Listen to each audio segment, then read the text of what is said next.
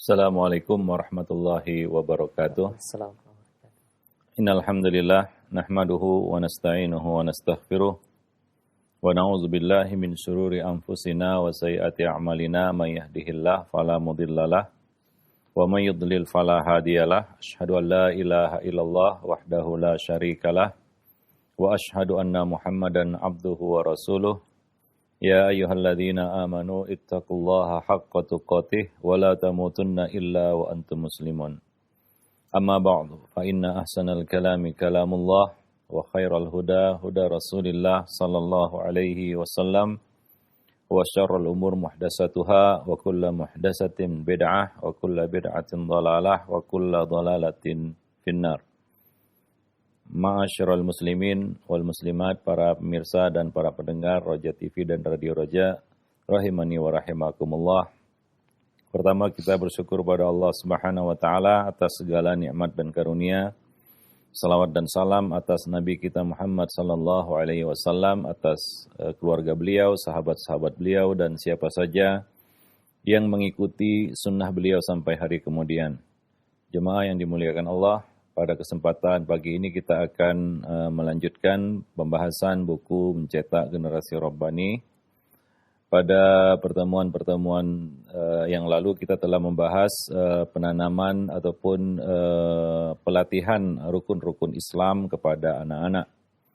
Mulai dari sholat, puasa, sedekah atau zakat, dan haji.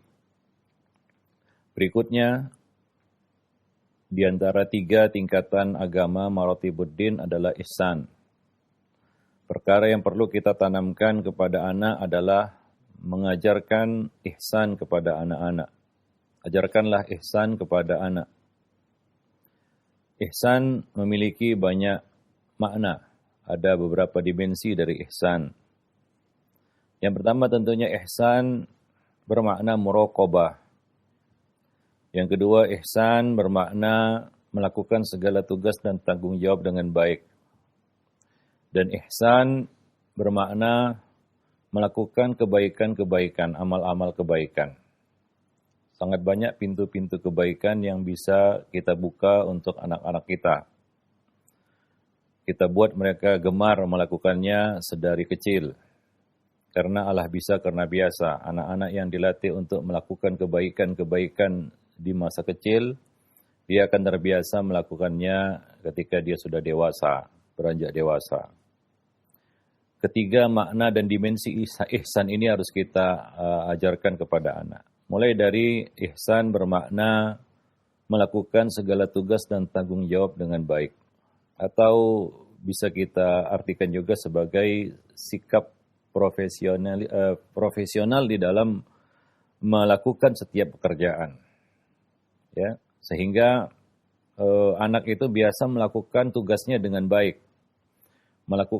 menyelesaikan pekerjaannya dengan baik, dan ini merupakan kunci kesuksesan dalam urusan apa saja, dunia maupun akhirat. Ibadah kalau kita lakukan itu dengan baik, tentu pahalanya berbeda dengan ibadah yang kita kerjakan mungkin setengah hati atau kita tidak sungguh-sungguh atau tidak serius, tidak fokus. Jadi ini adalah satu pelatihan, melatih anak-anak untuk melakukan tugas dan tanggung jawabnya dengan benar dan baik. Melatih anak bersikap profesional di dalam setiap pekerjaan yang menjadi tanggung jawabnya. Dan ini adalah sikap yang harus ditanamkan sejak dini. Dan mudah-mudahan itu menjadi jati dirinya ketika dia sudah dewasa. Ihsan dengan makna ini itu disebutkan Nabi SAW di dalam hadis beliau. Nabi SAW bersabda, Inna Allah katabal ihsan ala kulli syai'. Sesungguhnya Allah Subhanahu wa taala telah mewajibkan ihsan dalam semua urusan. Dan makna ihsan di sini diperjelas Nabi dalam lanjutan hadis tersebut. Wa idza qataltum fa ahsinul qitlah. Wa idza dzabhtum fa ahsinuz dzibhah. Jika kamu melakukan eksekusi, itu menghilangkan nyawa di sini ya, harus juga dilakukan dengan baik, bukan sekedar asal-asalan yang penting mati, tidak. Demikian juga contoh yang lain adalah menyembelih. menyembelih hewan sembelihan.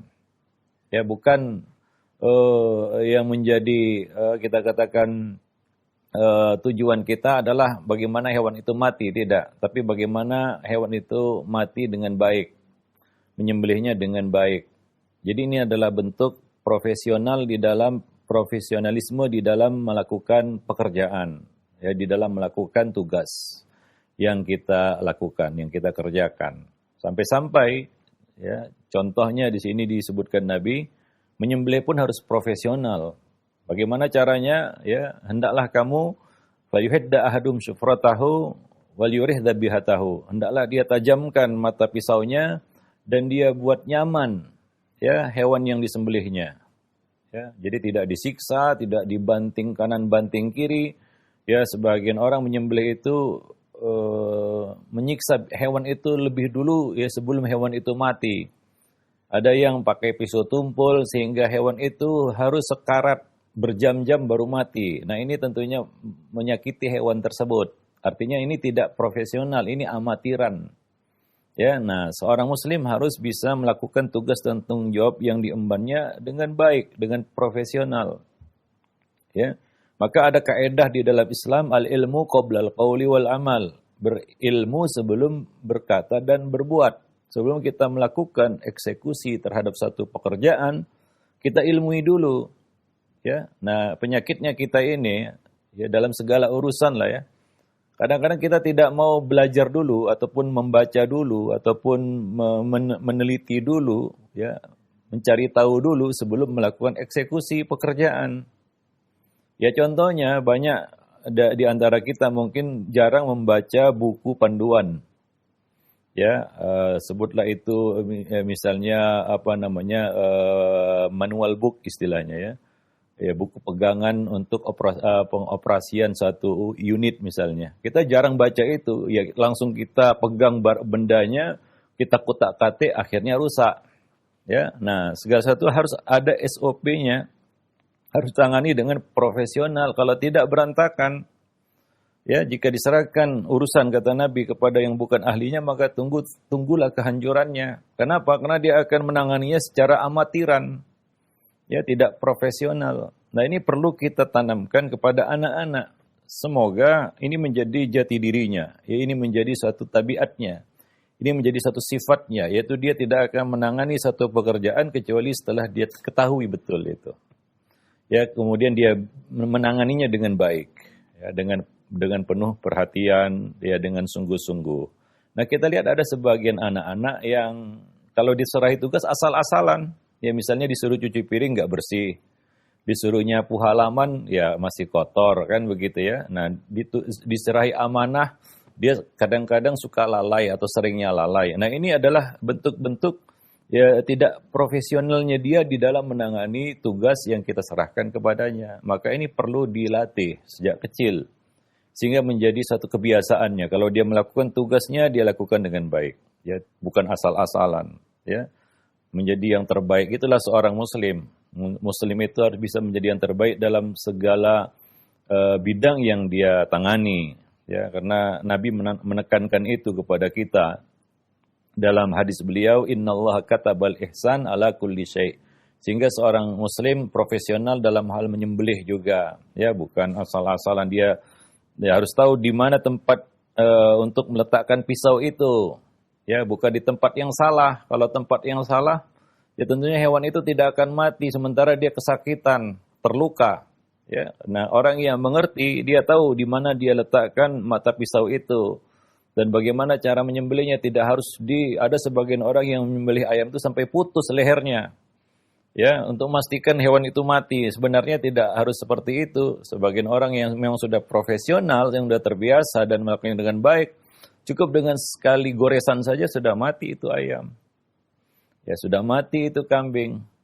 Nah, ini sebagian orang, ya, karena salah tempat meletakkan mata pisau, itu sampai dia bolak-balik menggoroknya, ya, itu kambing nggak mati-mati gitu, ya. Nah, itu kadang-kadang kita kasihan juga lihat kambingnya. Nah, itulah bentuk tidak profesionalnya kita di dalam melakukan tugas tersebut. Maka ini harus kita latih kepada anak-anak kita, ya.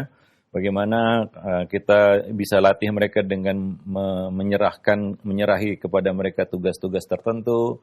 Kemudian kita mengevaluasi, menilai pekerjaannya. Wah, ini kurang begini, ini kurang begitu. Ya. Nah, sekolah juga bisa, lembaga-lembaga pendidikan, sekolah, pesantren juga bisa melakukan evaluasi kepada murid-murid mereka ketika menyerahi tugas-tugas tertentu kepada mereka, ya, ketika menyerahkan tugas-tugas tertentu kepada mereka, coba dinilai bagaimana mereka menangani pekerjaan itu, ya. Nah, demikian supaya itu bisa menjadi satu bahan bagi kita untuk melakukan perbaikan, ya, melakukan perbaikan. Nah, demikian, ya, pelatihan dan pendidikan. Nah, jadi ini sangat penting, ya, karena sebagian anak kita lihat, ya, apabila melakukan satu pekerjaan dia sungguh-sungguh mengerjakannya dan baik gitu. Disuruh nyapu bersih, mengkilap. Ada sebagian anak disuruh nyapu masih berserakan di sana sini. Asal-asalan saja dia kerjakan. Nah, ini bentuk tidak ihsan. Ya, maka ihsan bermakna ini, ya, bermakna melakukan segala tugas dan tanggung jawab dengan baik, dengan penuh perhatian atau dengan cara yang profesional.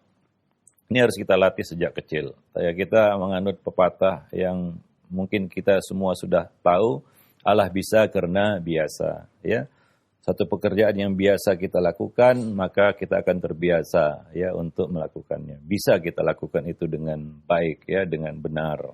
Para pemirsa dan para pendengar, kaum muslimin dan muslimat yang dimuliakan Allah. Jadi pembiasaan tersebut akan membuatnya menjadi pribadi yang teliti dan punya dedikasi yang tinggi, ya, di dalam melakukan tugas dan tanggung jawab. Dan ini merupakan kunci kesuksesan bagi dirinya sendiri, ya, bagi anak ini nantinya.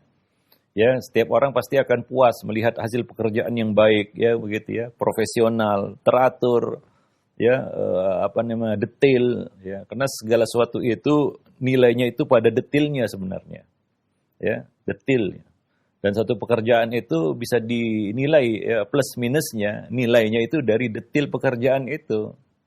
Ya, mengukir, ya, ukiran, ya. Lalu kita katakan, kita sebut ukiran Jepara. Ya, ada perbedaan yang mencolok antara ukiran yang dibuat ala qadarnya, ya, dengan ukiran yang memang dibuat dengan penuh ketelitian, ya, dilakukan dengan profesional, apalagi handmade, ya, teliti begitu. Nah, nilainya berbeda itu. Maka barang-barang yang notabene yang kita katakan handmade, ya, buatan tangan itu biasanya lebih mahal. Di mana letak mahalnya? Ya, di detailingnya begitu, ya. Ya, detailnya itu yang membuat satu barang menjadi bernilai mahal, ya. Ya, dibandingkan mungkin yang dibuat dengan mesin, ya. Karena tidak detailnya tentunya kurang di situ. Para pemirsa dan para pendengar yang dimuliakan Allah, kaum muslimin dan muslimat rahimani wa rahimakumullah jami'an. Jadi ini merupakan modal hidup bagi anak-anak kita nantinya ke depan, ya. Kalau mereka ingin sukses baik itu dunia maupun akhirat, ya, maka sikap seperti ini, sifat ini harus kita ajarkan kepada mereka sedari kecil. Ya, profesionalisme itu bukan hanya dalam urusan dunia. Ya, urusan dunia kita bersikap profesional supaya mendapatkan keuntungan duniawi, ya. Ya, tenaga yang profesional gajinya beda dengan yang amatiran, ya. Nilainya beda itu, gajinya juga beda. Pasti lebih tinggi yang profesional daripada yang amatiran. Ya, ada nilai di situ. Ya, perkara-perkara dunia menjadi bernilai karena hal ini. Ya, sebenarnya bukan hanya dalam urusan dunia saja, dalam urusan akhirat juga kita harus melakukan segala tugas dan tanggung jawab akhirat kita dengan profesional. Salat juga, ya, harus profesional. Beda itu salat yang amatiran, yang kelasnya fawailun lil musallin, dengan salat yang, ya, alladzina hum fi salatihim khashi'un, orang-orang yang khusyuk di dalam sholatnya, ya, orang yang, ya, memang betul-betul baik di dalam sholatnya, dia kerjakan itu dengan baik, ya. Nah, dalam semua, ya, perkara-perkara agama, ibadah, ya, kalau kita lakukan dengan baik, maka itu akan menjadi baik. Ya, itulah, ya, salah satu makna ihsan. Dan ini sebagaimana kita sebutkan harus ya dilatih sejak kecil. Karena sifat seperti ini ya, tabiat seperti ini tidak muncul serta-merta, tidak muncul seketika, tidak muncul dadakan tiba-tiba, tidak. Ya, ini adalah pembiasaan yang terus-menerus, pelatihan yang terus-menerus. Ya, ada sebagian orang kita lihat ya, melakukan sesuatu itu teliti. Ya. Karena dari kecil memang seperti itu desainnya. Ya, ada orang yang asal-asalan. Kenapa? Karena dari kecil memang kerjanya asal-asalan. Gitu. Ini kan terbawa dalam semua urusan nantinya, baik itu urusan dunia maupun akhirat. Maka kita lihat ada sebagian orang urusan akhiratnya ya, yang penting dia dikerjakan. Itu motonya ya. Yang penting sudah dikerjakan. Ya. Ada sebagian orang yang penting sudah sholat begitu. Bagaimana sholatnya ya itu urusan nomor sekian. Nah, jadi ya sekali lagi ini sangat penting dan ini menjadi modal yang berharga bagi anak-anak kita nantinya setelah dia beranjak dewasa. Ya, para pemirsa dan para pendengar yang dimuliakan Allah. Maka jangan sampai telat ya menanamkan ini kepada anak-anak kita. Ya, jangan sampai telat, terlambat ya di dalam menanamkan mengajarkan ihsan bermakna ini ya, makna yang pertama ini kepada anak-anak kita. Ya, mereka harus menjadi orang yang profesional di dalam segala urusan yang dia kerjakan, dalam segala perkara yang dia lakukan. Wallahu a'lam bishawab. Hingga dia menjadi seorang muslim, pribadi muslim yang punya nilai ya, ya di baik di di tengah-tengah kaum muslimin maupun bagi umat manusia ya, wallahu a'lam bishawab. Itu harapan kita tentunya, dan ini bisa juga dilakukan di sekolah-sekolah, lembaga-lembaga pendidikan ya, untuk ya melatih profesionalisme ini di dalam pelajaran-pelajaran ataupun ya di dalam pendidikan yang mereka lakukan. Ya khususnya para guru ya. Nah demikian. Wallahu a'lam bishawab. Kemudian yang kedua, ya, ihsan bermakna muraqabah. Nah ini yang disebutkan Nabi di dalam hadis anta'budallah ketika Nabi ditanya oleh malaikat Jibril tentang ihsan, ya fa akhbirni anil ihsan, maka Nabi SAW menjawab anta'budallah ka'annaka tarah fa in lam takun tarahu fa innahu yarak. Artinya kamu beribadah kepada Allah seakan-akan kamu melihatnya, dan apabila kamu tidak melihatnya maka sungguhnya dia melihatmu. Yaitu ihsan bermakna muraqabah, selalu merasa di dalam pengawasan. Nah ini sebenarnya lanjutan dari makna ihsan yang pertama. Ya, sebagian orang profesional kalau diawasi, begitu nggak diawasi amatiran lagi dia.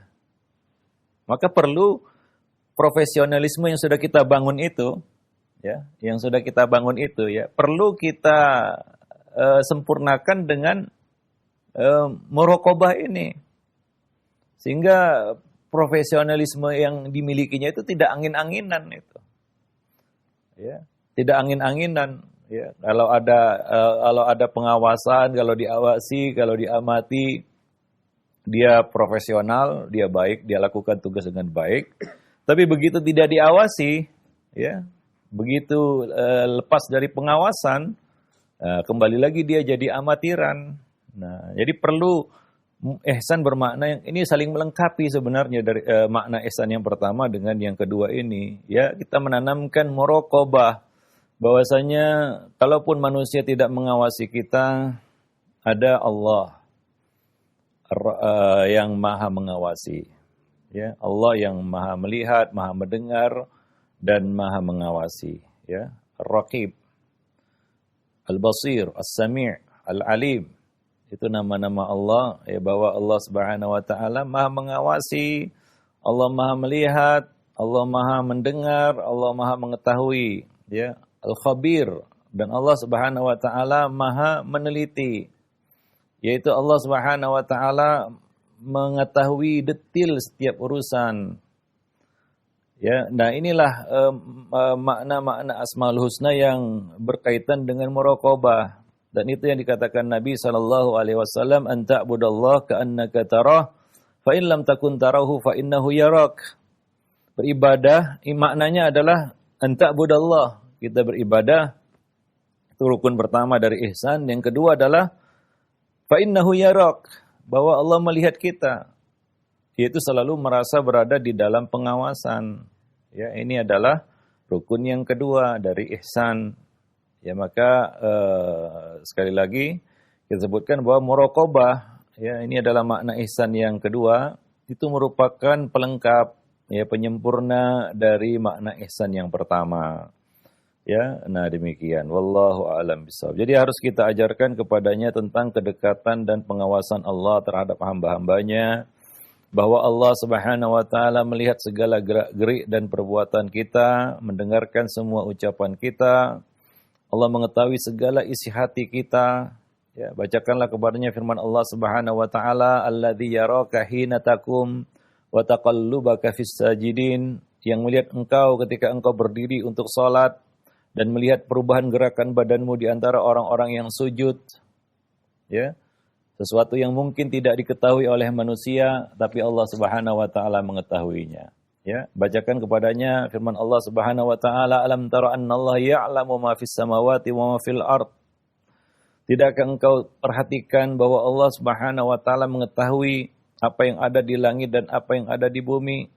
Nah, jadi mungkin ya makna-makna ini harus kita tanamkan kepada anak-anak kita, sehingga ya tentunya ya, kita tidak bisa 24 jam mendampingi menyertai anak-anak kita.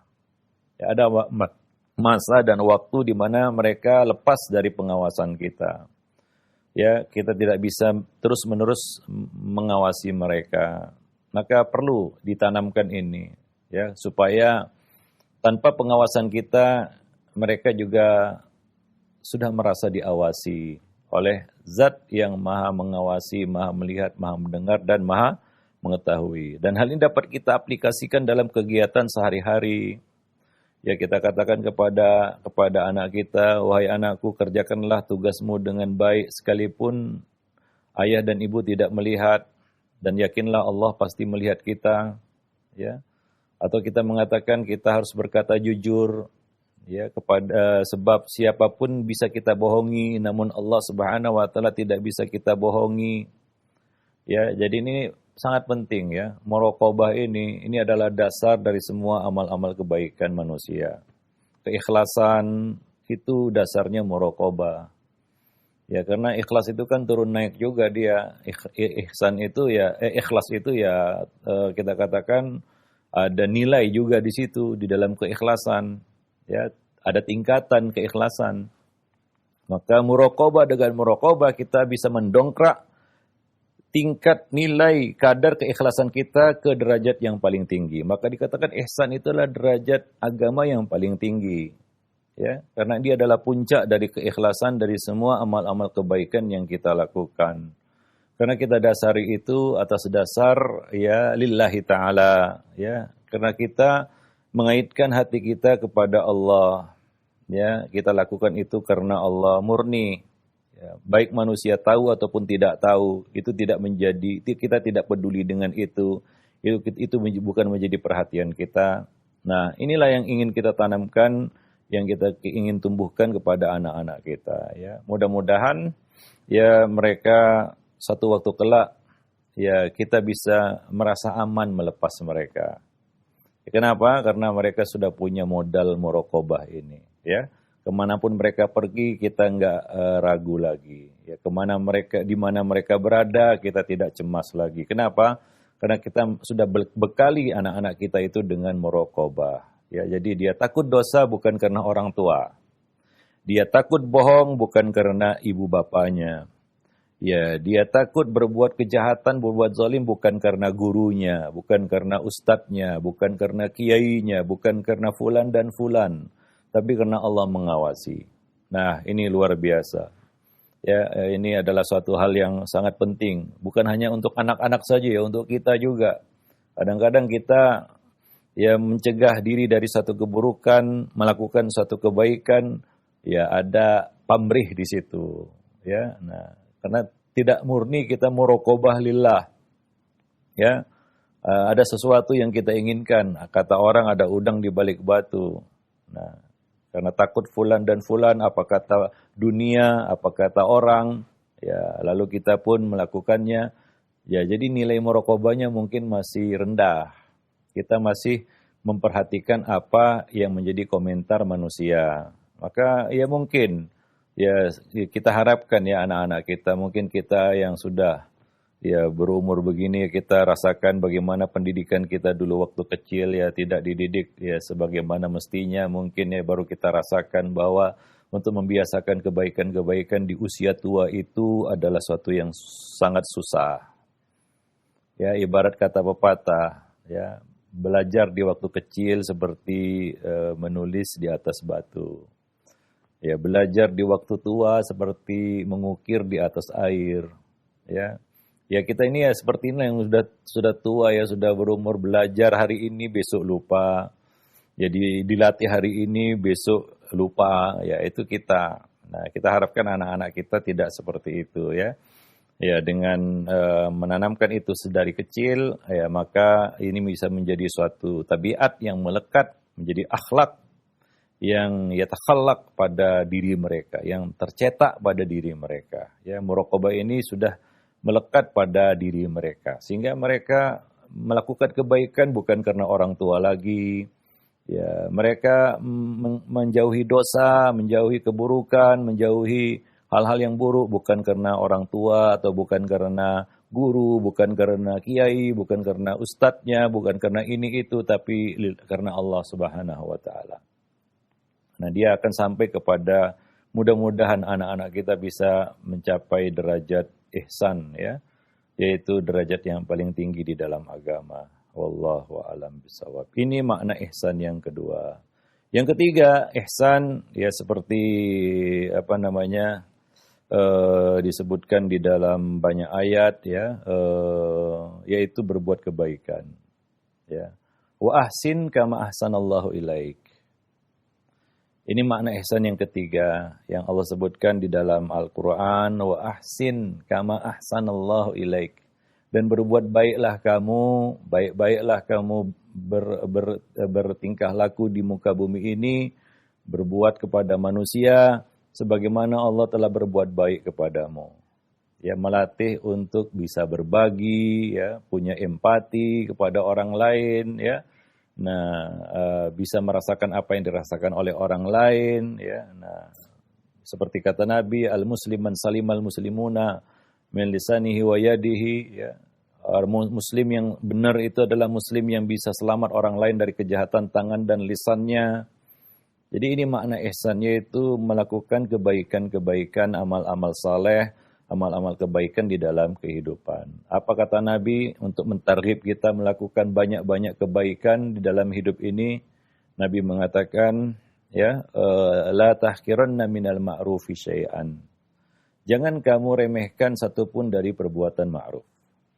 Perbuatan ihsan. Walau antalqa akhaka biwajhin talq. Walaupun sekedar kamu memberikan senyuman ketika bertemu dengan saudaramu. Kebaikan berupa senyuman. Itu jangan diremehkan. Ya, nah demikian. Walaupun itu sekedar senyuman yang kita berikan. Maka Nabi mengatakan, ya khairun nas anfa'uhum linnas. Dalam riwayat lain, ahsanuhum linnas. Orang yang paling baik adalah orang yang paling banyak buat kebaikan kepada orang lain. Orang yang paling banyak manfaatnya kepada orang lain. Itu kita menjadi pribadi yang bermanfaat. Ya, banyak berbuat kebaikan. Walaupun itu terlihat kecil, ya kita jangan lihat besar kecilnya gaung dari sebuah amal, jangan. Kadang-kadang amal kecil itu jadi besar nilainya di sisi Allah Subhanahu wa taala. Kita nggak tahu ya dengan sebab apa, dengan sebab amal apa Allah itu ridha kepada kita, dan dengan ridha Allah Subhanahu wa taala itu, ya dengan ridha Allah Subhanahu wa taala Allah merahmati kita, dan dengan rahmat Allah itu kita masuk surga. Ya, inilah makna ihsan yang ketiga yang perlu kita targhib ya, kita motivasi kepada anak-anak kita. Ya, di mana ada peluang kebaikan, ya lakukan. Misalnya ada peluang untuk membantu orang lain, ya kita dorong anak kita untuk melakukannya. Walaupun misalnya ada sampah yang berserakan, nah, itu adalah peluang untuk berbuat kebaikan, yaitu menyingkirkan gangguan dari jalan, termasuk membersihkan sampah itu kan menyingkirkan gangguan. Itu kan sampah itu kan gangguan di tengah jalan. Ya karena sekarang ini coba lihat, ya, kita sangat prihatin ya di negeri kita ini mayoritas Muslim, tapi masih banyak orang yang buang sampah sembarangan. Ya, nah dan seolah-olah membersihkan sampah itu pekerjaan yang hina begitu ya. Dan membuang sampah sembarang itu bukan satu perbuatan dosa. Ini yang jadi masalah di negeri kita yang mayoritas Muslim. Sehingga mungkin skor kebersihan negeri kita masih ya jauh dari yang diharapkan. Masih kita lihat, sebagian orang kadang-kadang bawa atribut Islam, di kaca belakang mobilnya tertulis besar-besar kalimat tauhid, la ilaha illallah, buka kaca buang sampah. Aduh, kita kadang-kadang ngelus dada aja ya. Nah, demikian. Itu masih kita dapati, masih kita lihat. Ya seperti itu, pemandangan seperti itu. Ya, oh yang buang sampah anak saya ya, ini lebih parah lagi, dia ngajari anaknya nggak benar gitu ya. Kalau dia yang melakukannya, dia memberikan contoh yang nggak benar. Kalau anaknya yang melakukannya, dia biarkan, maka dia telah memberikan satu pelajaran yang nggak benar kepada anaknya.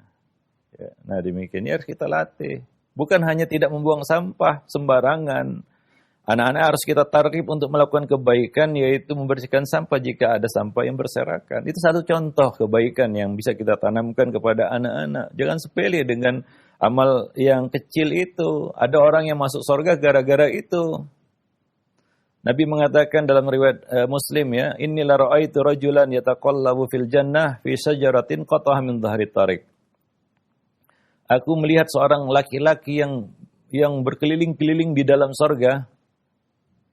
Berkeliling-keliling di dalam sorga. Kenapa? Karena sebatang pohon yang dia singkirkan dari tengah jalan. Ya, nah, imatatul adza anit tariq itu termasuk ya min adnal iman, tingkatan iman yang paling dasar, paling rendah. Tapi jangan remehkan itu. Ya, walaupun ini tingkatan iman yang paling rendah, ini bisa menjadi sebab. Semua tingkatan iman itu bisa menjadi sebab orang itu masuk surga. Bukan harus yang tinggi-tinggi. Kadang-kadang kita nggak tahu kadar ikhlasnya. Maka ini perlu kita targhib kepada anak-anak kita untuk berlomba-lomba di dalam kebaikan. Maka dari itu Nabi Allah Subhanahu wa taala berpesan kepada kita, wa fi dzalika falyatanafasil mutanafisun. Fastabiqul khairat. Berlomba-lomba, berkompetisi untuk melakukan kebaikan. Nah, inilah makna ihsan yang ketiga, yang patut kita tanamkan juga kepada anak-anak kita latih sehingga anak kita tuh menjadi pribadi yang suka berbuat baik begitu ya. Ada peluang berbuat baik, dia berlomba-lomba untuk bisa melakukannya. Seperti firman Allah tadi yang kita sebutkan, wa ahsin kama ahsanallahu ilaik. Berbuat baiklah kamu sebagaimana Allah telah berbuat baik kepadamu. Ya, menanamkan rasa empati kepada orang, menanamkan sikap suka berbagi ya, karena itu yang susah, berbagi itu yang susah ya. Kalau kali-kali pandai manusia, kali-kali dikali-kalikannya semua, tapi kalau untuk berbagi, bagi-bagi ya, itu tambah-tambah itu pinter, kali-kali pinter, bagi-bagi yang susah ya, bagi-bagi yang susah, kurang-kurang nggak mau ya, bagi-bagi susah, yang senang itu kali-kali dan tambah-tambah. Para pemirsa dan para pendengar yang dimuliakan Allah. Ya, itu yang harus kita latih dan kita biasakan kepada anak-anak kita ya, sehingga dia mudah berbuat baik. Kata orang ringan tangan, suka membantu. Nah ini kan nggak dadakan juga, tabiat seperti itu kan nggak tiba-tiba muncul. Ada orang yang memang dia suka membantu begitu. Ya, memang dari kecil mungkin udah dibiasakan oleh orang tuanya, suka membantu, ringan tangan. Apa yang bisa dibantu dibantu. Nah demikian ya. Wallahu a'lam bishawab. Ada orang yang cuek. Ya, ada peluang untuk berbuat baik, ya dia tidak tergerak untuk melakukannya. Ya, nah demikian. Wallahu a'lam bishawab. Jadi itu 3 makna ihsan di sini yang perlu kita tanamkan kepada anak-anak kita. Ya, mudah-mudahan mereka tumbuh menjadi pribadi yang baik, ya, yang mencapai derajat ihsan dengan ketiga makna tadi. Yang pertama, dia menjadi pribadi yang profesional, ya, dalam setiap pekerjaan yang dia lakukan, baik itu yang berkaitan dengan dunia maupun akhirat. Yang kedua adalah dia memiliki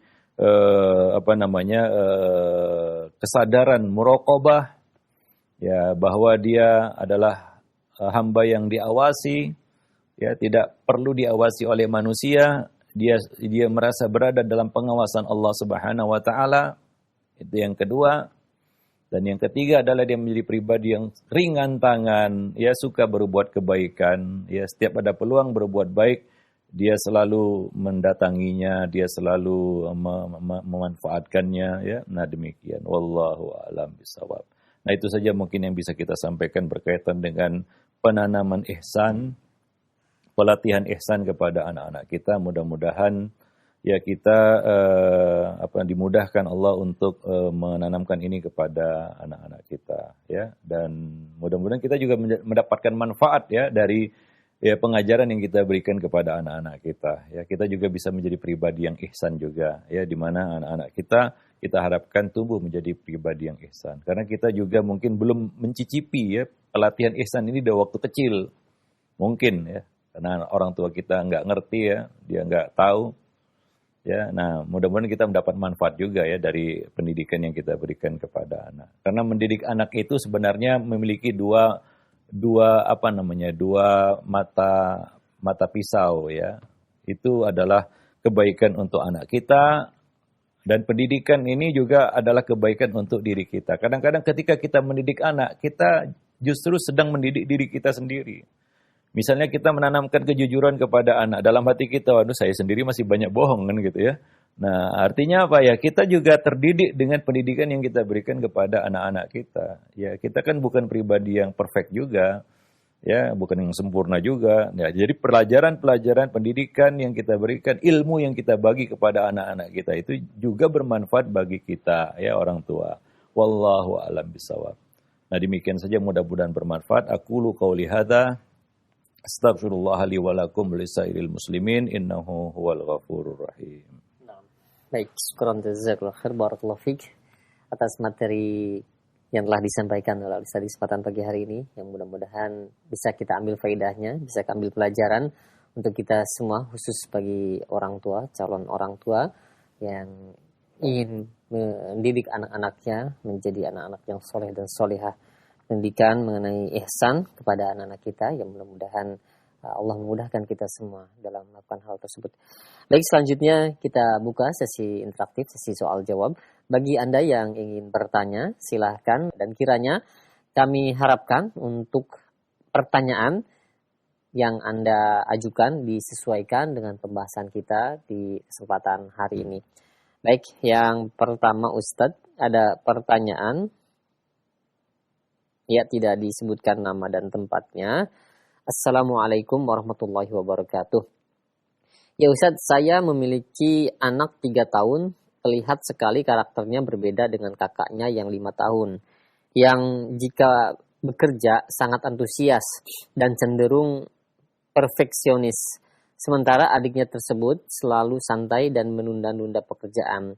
Namun di sisi lain, adiknya itu sering terlihat iri jika kakaknya menerima banyak pujian dari keluarganya. Apa yang harus saya lakukan Ustadz untuk mendidik si adik agar ihsan dan tidak iri kepada kakaknya? Ya, ini bagus pertanyaannya, ya. Pertama, manusia tidak ada yang sama. Kembar aja nggak sama, ya, apalagi kakak adik yang nggak kembar, ya. Nah, tidak ada manusia yang sama. Manusia lahir dengan sifat dan karakter yang berbeda. Walaupun hampir mirip karakternya, tapi pasti ada perbedaan-perbedaan kalau kita lihat dengan secara detil, ya.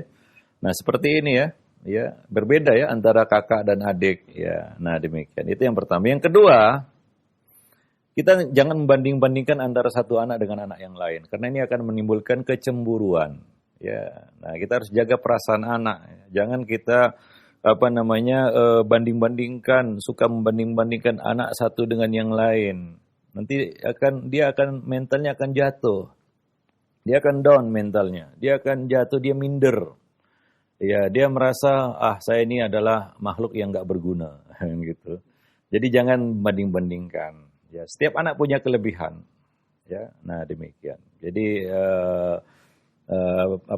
kita harus mengapresiasi setiap kelebihan yang dimiliki anak dan memperbaiki kekurangannya, bukan mengekspos kekurangannya kemudian mengangkat kelebihan anak yang lain. Ya, karena dia akan merasa dijatuhkan. Ya, karena dia merasa ini bukan saya datang ke dunia dengan ini begitu ya. Jadi tidak fair juga kalau kita jatuhkan dia karena kekurangan yang ada pada dirinya. Tugas kita ya orang tua untuk memperbaiki, menutupi kekurangan-kekurangan itu. Bukan malah mengeksposnya kan begitu ya, apalagi menjatuhkannya. Ya, dasar kamu begini, dasar kamu begitu ya. Nah, ini kan dia nggak akan bisa bangkit dengan kata-kata seperti itu. Dia tidak akan bisa memperbaiki kekurangannya dengan kata-kata seperti itu. Jadi perlu targhib, motivasi ya kepada anak-anak itu. Yang ketiga ya di sini ya. Ya mungkin ya saya bisa melihat adiknya di sini ya, si bungsu ini mungkin karena faktor terlalu dimanja. Ya, belum mendapatkan kepercayaan, ya, belum diserahi tugas, belum diberi kepercayaan, sehingga kadang-kadang kesadaran untuk memikul tanggung jawab itu dengan baik itu belum tumbuh. Maka anak-anak itu semuanya harus kita beri kepercayaan, kita latih, ya. Nah, karena dia mungkin anak pertama, ya anak sulung, ya mungkin lebih banyak kita serahi tugas sehingga dia terbiasa untuk itu. Sementara si bungsu, karena semuanya serba terima apa ya sudah jadi, istilahnya sudah tersedia karena dia yang paling kecil. Jadi kasih porsi yang tepat ya kepada anak-anak di dalam hal tugas. Ya terus kita latih. Kita beri tugas itu bukan untuk membebani sebenarnya, tapi untuk melatih. Ya, bukan untuk membebani, tapi untuk melatih supaya tumbuh rasa tanggung jawab di dalam melakukan tugas-tugas itu. Beri dia tugas juga, serahi dia tanggung jawab, walaupun dia anak bungsu. Nah, kadang-kadang orang tua tugas dan tanggung jawab itu banyak diembankan ke pundak anak sulung gitu ya. Karena ini anak paling besar, ini yang paling banyak memikul tanggung jawab tugas ya. Sementara si bungsu cuma duduk santai saja, menunggu segala sesuatunya beres, selesai. Ya, saya anak bungsu, nanti akan muncul perasaan seperti itu. Dan karena dia tidak dilatih, dia tidak terasah ya untuk menangani tugas dan tanggung jawab. Maka coba beri porsinya kepada si bungsu juga sebagaimana kita berikan tugas dan tanggung jawab kepada si sulung. Nah, demikian. Wallahu a'lam bishawab. Ya, tentunya ini perlu dilatih ya. Nah, namanya juga anak-anak. Ya, dia lahir dengan banyak tabiat. Orang tua pasti tahu plus minusnya. Yang plus itu diasah terus, yang minus itu ditutupi. Ya, bagaimana ya dia bisa memperbaiki kekurangan-kekurangan tersebut ya. Nah, demikian. Wallahu a'lam bishawab. Ya, nah demikian. Iya, baik. Terima kasih banyak sekarang Jazakallahu khairan atas jawaban dan nasihat Ustaz, demikian. Dan selanjutnya yang kedua masih kami ajukan pertanyaan dari layanan pesan singkat. Ya Ustaz, bagaimana cara memperbaiki anak yang terlanjur sudah lihai dalam berbohong? Seringkali ketahuan berbohong, tapi sepertinya sudah sangat terbiasa dia melakukannya. Mungkin ini salah saya yang sebagai ortu dalam mendidik. Mohon nasihatnya Ustaz, mohon arahannya. Ya, ini ada bab khusus sebenarnya.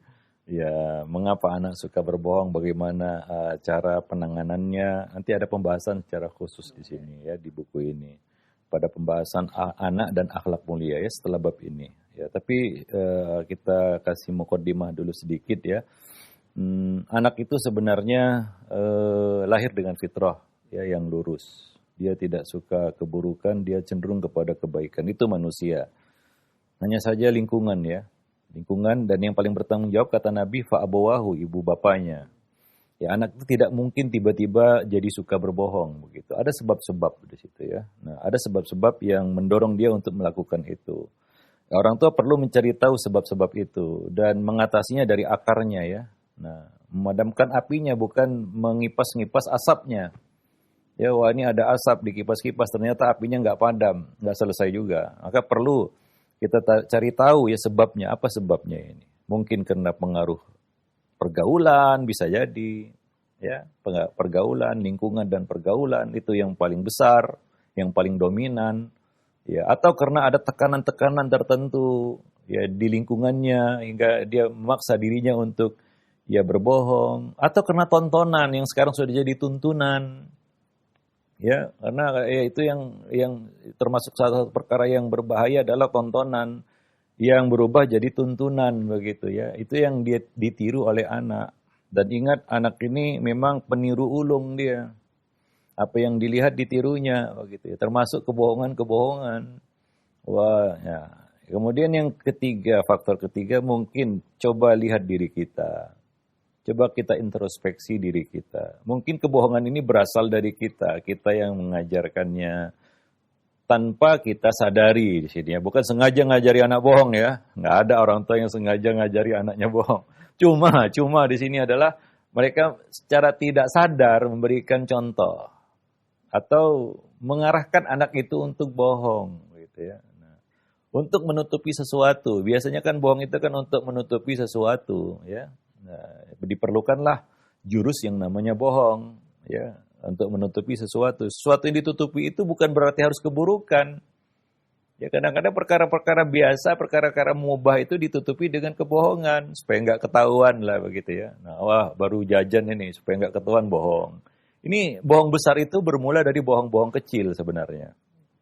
Yang menumpuk-numpuk, bertumpuk-tumpuk hingga akhirnya menjadi bohong besar ya.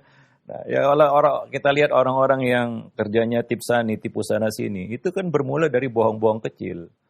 Ya dia coba bohong kecil, wah berhasil, akhirnya dia coba bohong yang besar.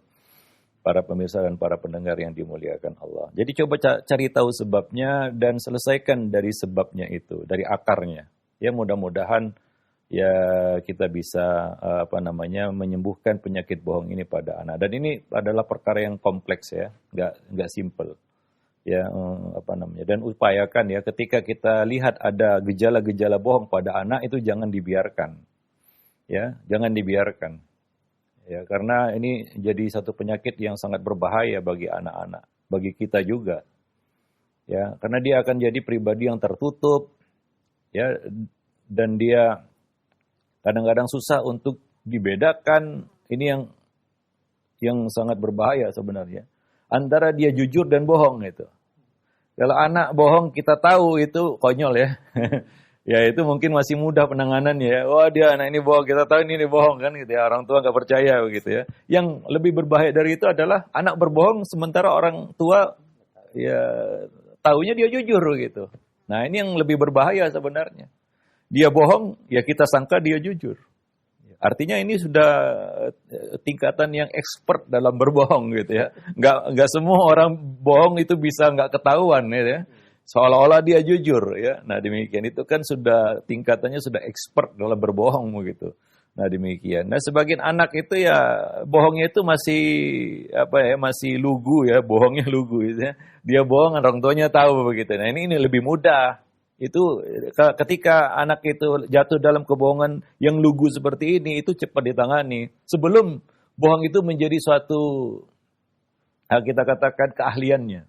Sehingga nggak bisa kita bedakan lagi kapan dia jujur, kapan dia berbohong. Bila mana dia jujur dan bila mana dia berbohong. Nah ini sudah repot orang tua. Ya nggak akan bisa terdeteksi lagi. Ya, wallahu a'lam bishawab. Nah demikian. Dan mengenai perincian masalah ini akan dibahas pada babnya insyaAllah. Ada beberapa hal ya. Di dalam buku ini di halaman 97 dan seterusnya. Mengapa anak berbohong dan lain-lain itu akan kita bahas pada kesempatan berikutnya insyaAllah. Nah demikian. Ya. Ya, baik, syukran jazakallahu khair, dan mungkin ini kendala juga bagi kebanyakan orang tua yang insyaallah nanti akan dibahas ya di pertemuan-pertemuan selanjutnya mengenai hal tersebut. Baik, untuk selanjutnya kami berikan kesempatan yang ingin bertanya di layanan telepon. Halo. Halo, Assalamualaikum. Waalaikumsalam warahmatullahi wabarakatuh. Dengan siapa di mana ini? Ya, dengan hamba Allah Sulawesi Selatan. Di Sulawesi Selatan. Silahkan. Ya. Assalamualaikum Ustaz. Waalaikumsalam. Waalaikumsalam warahmatullahi wabarakatuh. Iya. Ini Ustaz, saya punya ponakan ini Ustaz. Dia aktif sekali Ustaz. Sampai aktif-aktifnya itu sampai kami tuh kadang kelawahan untuk awasi gitu. Jadi kalau kita sudah lelah, kami sudah lelah untuk mengawasi itu kadang dibiarkan untuk bermain di luar. Nah, masalahnya Ustaz, ketika dia sudah bermain di luar itu masuk di rumah itu kadang ada ada hal-hal yang kayaknya terbawa dari luar itu sampai ke rumah gitu, sampai kata-katanya juga kadang yang negatif lah ya. Nggak pantas gitu. Jadi bagaimana ini Ustaz? Apakah memang kami harus mengawasi juga waktu dia bermain di luar atau bagaimana ini Ustaz? Iya, baik. Solusinya Ustaz. Syukran jazakallah khair. Assalamualaikum warahmatullahi wabarakatuh. Waalaikumsalam warahmatullahi wabarakatuh. Ini anak yang hiperaktif. Hiperaktif. Yang pertama kita soroti dulu tentang kebiasaannya yang hiperaktif ini ya. Nah, di sana ada beberapa kemungkinan yang mungkin perlu kita konsultasikan kepada ahlinya. Terutama kepada mungkin dokter ya, tentang apa ada kelainan begitu tentang sifat hiperaktifnya itu atau masih dalam batas-batas yang wajar. Nah, karena kita nggak punya ilmunya, ada orang yang ahli di dalam mendeteksi itu, yang mendiagnosa itu, ya mungkin perlu ya kita kita bawa ke dokter, psikiater atau jenisnya ya untuk memeriksakan ini. Karena ada sekarang ini banyak kasus-kasus anak-anak yang ternyata autis, perlu penanganan khusus. Jangan telat itu ya, karena anak-anak autis ini sebenarnya bisa ditangani kalau nggak terlambat. Karena sebagian orang tua takut dalam tanda kutip juga malu kalau divonis anaknya itu autis. Sebenarnya nggak perlu takut, nggak perlu malu ya. Ya itu salah satu ujian, musibah, penyakit ya harus kita terima ya. Cuma jangan kita tutupi. Ya, itu yang rugi anak itu sendiri nanti. Ya demi menutupi malu orang tuanya, anak ini jadi korban nantinya. Nah, jadi perlu diperiksakan ke dokter yang berwenang ya untuk menangani itu. Nah kalau memang divonis autis ada penanganannya ya khusus kan begitu ya. Nah kalau tidak normal hanya memang aktif aja dia ya, mungkin ada faktor lain. Ya, saya cerita ada seorang anak yang dikhawatirkan oleh orang tuanya anak ini autis karena hiperaktif sampai meja itu ada kacanya pecah itu dia lompat di situ saking hiperaktifnya ya. Orang tuanya berkesimpulan ya bahwa anaknya ini autis tanpa memeriksakannya ke dokter. Ternyata setelah satu waktu ada kesempatan mereka bawa ke dokter memeriksanya, ternyata anak ini didiagnosa tidak aktif, tidak autis, normal. Ya, tidak ada gejala autis, tanda-tanda autis, anak ini normal. Nah, berarti ada sebab lain ini. Nah, ternyata usut punya usut, ya ditanyalah orang tuanya apakah anak ini dikasih gadget. Ya ternyata jawabannya apa? Iya, dari kecil mainannya sudah gadget. Nah, maka dokter berkesimpulan itu sebabnya. Ya, dia jadi hiperaktif. Kenapa? Karena sistem kerja otaknya sudah kacau gara-gara gadget. Karena anak-anak ya nggak bisa menangani gadget itu dengan baik seperti orang tua ya. Ya coba lihat anak-anak main gadget ya. Wah, ya sangat fokus kan begitu ya. Yang nggak bisa santai. Memang dia suatu barang baru baginya dan dia berusaha untuk mengeksplornya berlebihan kan begitu. Itu anak-anak ketika berhadapan dengan gadget. Coba lihat matanya, mata anak-anak itu kalau sudah main gadget. Ya, nggak kedip. Lihat hitam matanya itu, bola hitam matanya. Coba lihat. Nggak gerak itu sudah anak itu. Nah, ini berbahaya bagi perkembangan otak anak. Ada pengaruhnya. Nah, ternyata itu sebabnya dia hiperaktif itu. Ya. Nah, begitu dia berpisah dari gadget, dia macam kita kata melakukan pelampiasan ya. Nah, demikian. Nah, jadi obatnya kata dokter itu ya pisahkan dia dari gadget. Ya, jauhkan. Nah, ketika dijauhkan dia dari gadget, hilang itu hiperaktifnya. Anak ini jadi kalem, jadi tenang, lebih tenang, nggak seperti sebelumnya. Itu gara-gara gadget ya. Ini salah satu sebabnya ya. Kalau itu bukan penyakit, nah demikian. Dan ini jarang atau itu merupakan bawaan lahir. Ya, dia memang hiperaktif kan begitu ya. Nah ini perlulah dilatih. Anak itu bisa dilatih. Ya, jangankan anak ya, binatang yang liar saja bisa jinak kalau dilatih. Nah, hanya saja orang tuanya mungkin malas untuk melatih anak ini. Bisa diarahkan, dia dalam makhluk yang punya jiwa, punya akal, ya normal. Apalagi ini kita bicara normal ya, bukan satu ada kelainan. Ya itu bisa dilatih, ya pelan-pelan kita arahkan. Ya ada pengalihan-pengalihan yang perlu kita berikan kepada anak, ya memberikan kegiatan yang bervariasi, tidak monoton itu salah satu caranya. Kemudian juga pendampingan ketika dia bermain atau ketika dia beraktivitas itu didampingi, ya mengarahkan kepada hal-hal yang positif. Nah itu adalah salah satu cara ya untuk menangani anak-anak yang hiperaktif. Nah demikian. Ya kadang-kadang orang tua itu memberikan satu pengalihan-pengalihan yang justru kontraproduktif. Ya seperti apa? Udah main aja keluar. Ya, itu bukan pengalihan yang produktif, ya itu pengalihan yang kontraproduktif. Ya di luar sebenarnya anak itu di luar butuh pengawasan yang lebih ketat daripada di dalam rumah. Ya karena kebebasan yang dia rasakan di luar kan berbeda, ya lebih luas daripada kebebasan di dalam rumah. Ya apalagi berhadapan dengan lingkungan dan pergaulan di luar sana. Ya kita tidak sendiri mendidik anak. Ya maka ya tentunya pengawasannya harus lebih ekstra. Ketika kita melepas anak-anak kita keluar, minimal kita tahu kemana anak itu kita lepas, di mana dia bermain, bersama siapa dia bermain. Ya karena anak nggak boleh kita berikan kebebasan untuk memilih lingkungan dan pergaulannya. Orang tua harus ikut campur tangan juga, ya. Orang tua harus ikut campur tangan, harus di sini ikut campur tangan di dalam milih lingkungan dan pergaulan anak-anaknya. Nah, kalau dia disuruh main di luar, tahukah orang tua mainnya di mana? Ya, dia main di mana? Ya, tapi pergi dia ke PlayStation kan begitu ya. Ya udah pulang-pulang entah apa-apa yang dia ucapkan. Ya, entah apa-apa kamus yang dia bawa dari luar. Ya, nah demikian. Ya, wallahu a'lam bishawab. Nah, walaupun demikian di luar itu kan ya kita nggak bisa hindari. Pasti dia bawa sedikit banyak perkara-perkara yang negatif. Maka seperti yang kita sudah sampaikan sebelumnya, rumah harus bisa menjadi tempat untuk mensterilisasi semua racun-racun, ya energi-energi negatif yang dibawa anak dari luar. Itu harus disterilisasi di rumah. Itu fungsi rumah, seperti yang sudah kita bahas sebelumnya. Ya memang itu nggak bisa dihindari. Kalau ketika kita lepas anak keluar, pulang pasti banyaklah hal-hal yang aneh-aneh kita dapati. Ya ini perlu kita sterilkan anak itu ya dari racun-racun yang dia bawa dari luar. Tapi kalau racunnya sudah kebanyakan, nah ini harus lingkungannya yang harus dirubah, itu harus diganti ya. Kita harus memberikan lingkungan yang baik untuk anak-anak kita ketika dia berada di luar rumah. Wallahu a'lam bishawab.